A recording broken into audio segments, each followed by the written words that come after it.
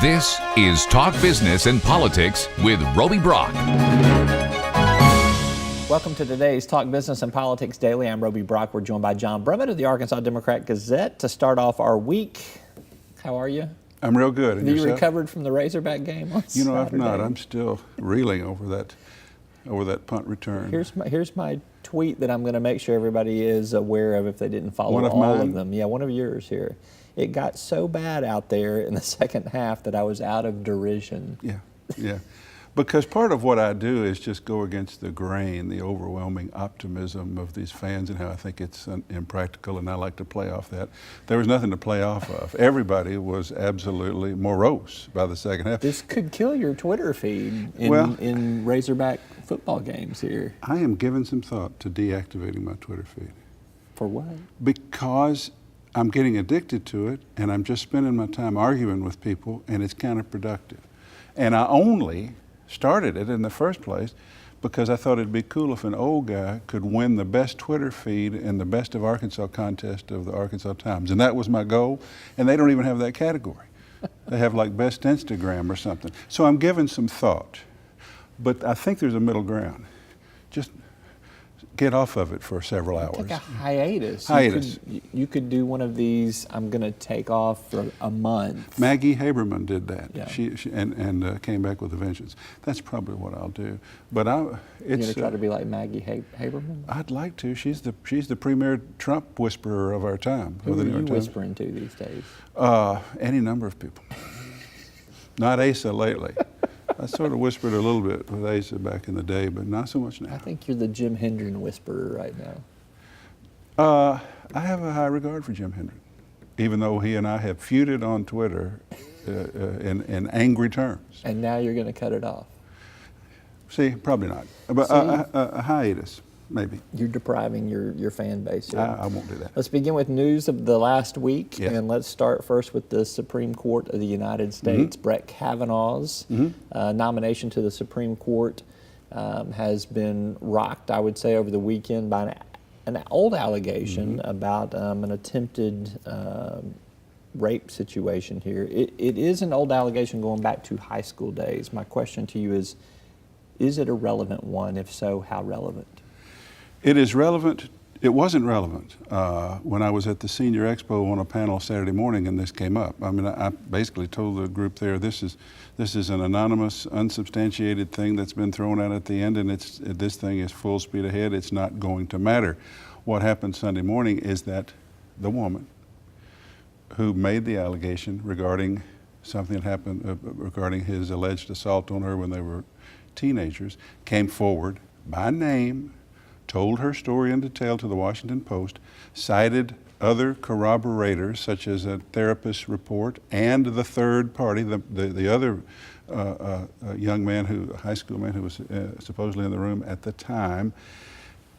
And I'm with Jeff Flake, who says this is substantially serious enough that we can't rush this thing now. With this idea of voting Thursday, maybe not, but at least this woman deserves to be fully considered, heard and considered. And then some eminent law professors today in either the Washington Post or the New York Times were saying, yeah, it seems unfair. It's in a way, it's late and it's ancient history. But remember, we're not considering it in terms of criminality. We're not going to put him in jail. He is being nominated for the loftiest court in our land, maybe the most important thing available to an American citizen right now. And we should hear her to see if what happened casts enough doubt or potential aspersion on him that he doesn't get to be on this eminent court. And I think that's a fair way to look at it. But nothing can be done until she is heard and the matter is looked into. I fear Trump this morning, Kellyanne Conway this morning, saying, well, yeah, she needs to be heard, and she needs to be not ridiculed or dismissed. She needs to be heard. And as soon as tomorrow, she was saying, there may be, and we're at a great time disadvantage here Monday because all this is going to blow up next 2 days. But the Republican plan might be, let's hear her in some fashion tomorrow. Let's have Kavanaugh deny it on Wednesday and have some character witnesses and still vote Thursday. I want to know if Susan Collins, Liz Murkowski, and Jeff Flake would go for that kind of timetable. Bob Corker has weighed in this morning too. Now, so that's, I know people are many people are aghast at the allegation. Others are aghast that this kind of thing from that far ago comes up in this context. This late in the process as well. But this is, she's come forward. She didn't intend to, but she has come forward now. It's an allegation worthy of consideration in terms of a preponderance of evidence, or not a criminal standard, as to whether he goes on the Supreme Court. But of course, the political story is the timing. You're jumping ahead too on my Go next ahead. question. Go ahead. here, Ask your because question. Also, the politics of it is the reaction to how the senators on this committee and the Senate as a whole react to this story. Does it have some sort of impact on the midterm elections that are less than 2 months away in terms of, again, building another argument towards either a Democratic base or Republican base? Roby, I think it's, just to be political about it in a way that might seem cynical, this is a twofer for the Democrats. It puts the Republican senators on the block. What are you going to do about this? Do you show the right level of sensitivity, or don't you? Do you behave in a way that inflames and inspires an already inspired Democratic base? And could that play on the midterms? The other is, if you delay his confirmation, and if we get to the point that they can't get to 51 votes, or they can't get flakes and get it out of committee, and it is delayed, then you're into the midterm elections when it is possible. I think there's wide agreement the Democrats are probably going to take the House. Who knows what's going to happen in the Senate? There are about 6. There was wide agreement that Hillary Clinton was going to win the Right. Electoral College. But everybody, even people who assume the Democrats are going to take the House, they've been saying the Republicans will hold the Senate. But there are several seats in play. So, and then Democrats would like nothing more than to Merrick Garland Brett Kavanaugh. I'm using Merrick Garland as a verb, meaning just let the clock run out on him. Fair play, turnabout, dose of your own medicine. So all of that is going on. And we're trying to figure this out on Monday morning in our usual weekly visit. And by this time Wednesday, this will be much more clear as to how the process is going to go forward and how the politics may fall out. But it's incredibly dramatic, and history always repeats itself in some form or another. I remember being on vacation, I'll tell this and I'll quit, Santa Fe, New Mexico. My wife and I were going to tour, go up to Taos. We're going to have a nice little long weekend. What did we do? We turned on the TV and it was Anita Hill, and we spent the whole time there in a hotel room watching those gripping hearings. This is a version of that repeated again. Yeah, repeated. It sure is. Right. All right, let's turn our attention to state issues. You seem particularly agitated and have gotten into your Twitter battle. Yes. Although this may come to an end if you get off Twitter here. I've already decided not to deactivate. You've already decided. I may take a several-hour hiatus today, but that'll be about it. That's not a hiatus. That's your mowing your yard. Right. Go ahead. All right, you and the governor's spokesperson, you and several other folks on Twitter have gotten into a battle over the Medicaid work requirement, which has become a pretty major issue now that people are actually losing their health insurance. This policy has been out there for months, though. We've known that this result is going to come. Is it just that we're this close to an election that it is now happening in terms of political rhetoric and really heating up, or has some other switch flipped?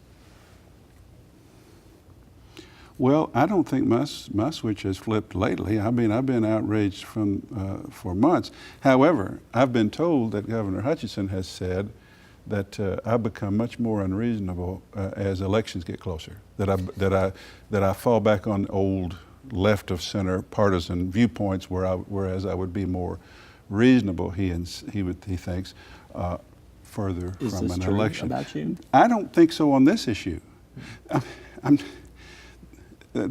Look, this isn't a political advantage for me or for Jared Henderson.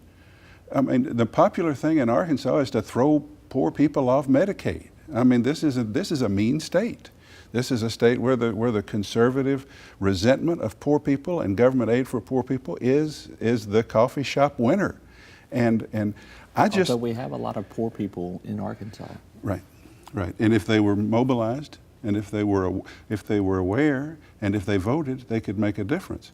The issue is they're not even plugged in enough in their lives because of their impoverished condition to have a computer or to know they're supposed to go put on a computer that they've been looking for a job, much less have instant command of the political situation and what might benefit them. That's sort of the point. This offends me. I asked the governor at a news conference, is this moral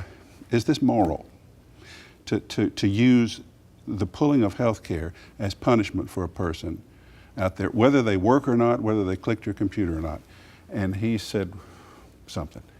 This is a balancing of values. I'm just worked up about it. I find it wrong.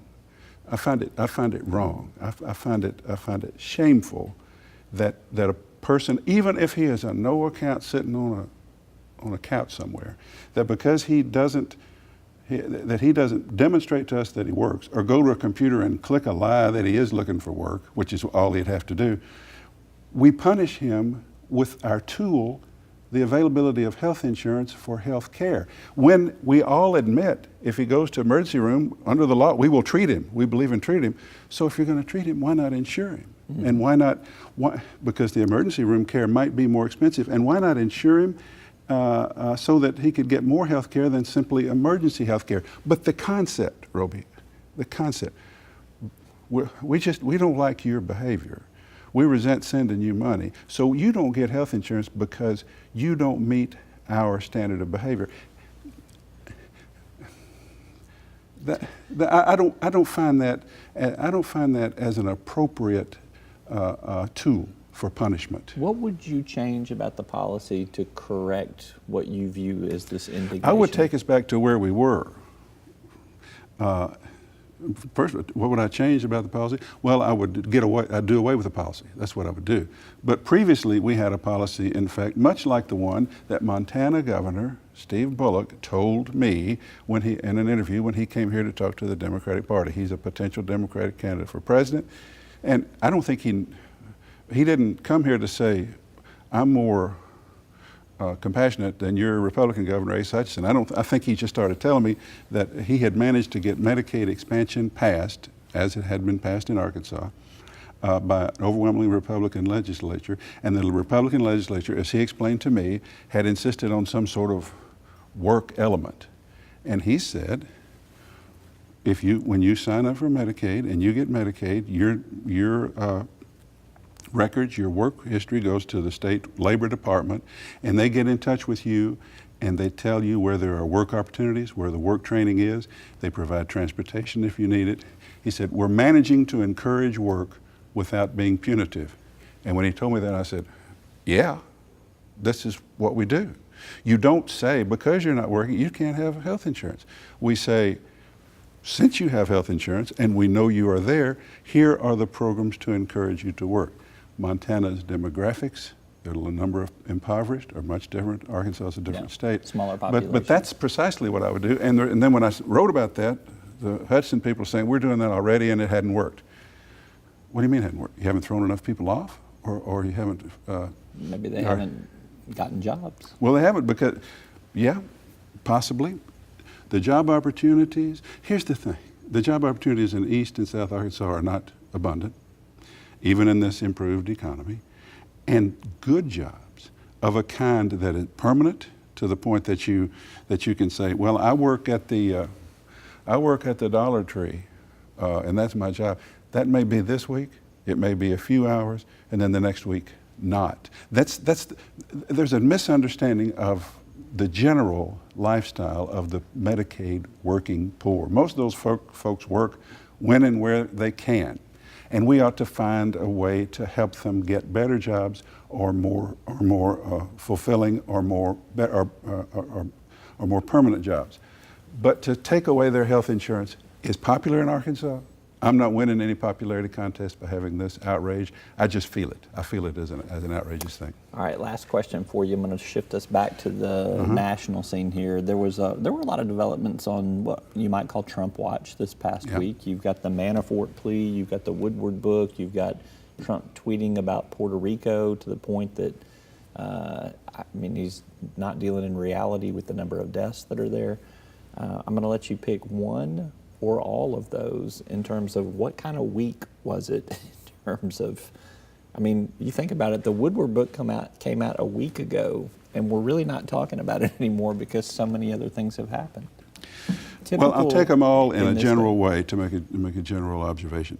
I've got the Woodward book, and I've read 160 pages, and I'm not inspired to go back to it the way I have been some other Woodward books, because he's describing, with new information and credible information in the detail he lays out, a Trump that I have known and that all of us have seen for 9 to 3 years now. He is a megalomaniacal, uninformed wow man who, and as I read the book so far, he's not criminally offensive. He's just doesn't know what he's talking about and doesn't want to hear that he doesn't know what he's talking about, and thinks of everything in terms of himself. Roby, none of that is news. So the Woodward book is good. I'm going to go back to it, but it's not a gripping page turner because the next page is likely to tell me some more examples of what I already knew. The Manafort thing, Mueller, this is, let's not underplay what happened here. A man who was for a key time in the campaign manager for the current President of the United States, has now been convicted by a jury of one set of charges involving foreign activity and now pleaded guilty to a second and has signed a cooperation agreement. And by the standard logic, linear logic of these investigations, the next people that the Mueller people would go to would perhaps include the president's, who's closer than Manafort and Cohen? His family, his son, who had the meeting with the Russians, and his son-in-law. And you take that and a potential change in the makeup of the House, which would vote on impeachment. Somebody this morning on Morning Joe said the noose is tightening, and I think that's what all this means. And also, my colleague, whose columns I very seldom would quote, in the Democrat Gazette, the Arkansas College professor Bradley Getz, you ought to read his column this morning. He's basically saying this could get to a situation in which in the next term, depending on the severity of what and credibility of what Mueller charges, the Republicans could start looking at, do we still need to stick by this guy into the re-election? So I think it's a very interesting, perhaps ship-turning time. Between all of the topics that we talked about today, there is no way in hell that you get off of Twitter, not even for a couple of hours. No, I've got to get out to the car, to my phone, and tweet about this. I got to say, y'all got to watch me and Roby this afternoon. John Brummett of the Arkansas Democrat Gazette. This is a highlight of my week, if no one else's. Right, thanks. Right. That's all for today's program. Thanks for tuning in. We'll see you next time.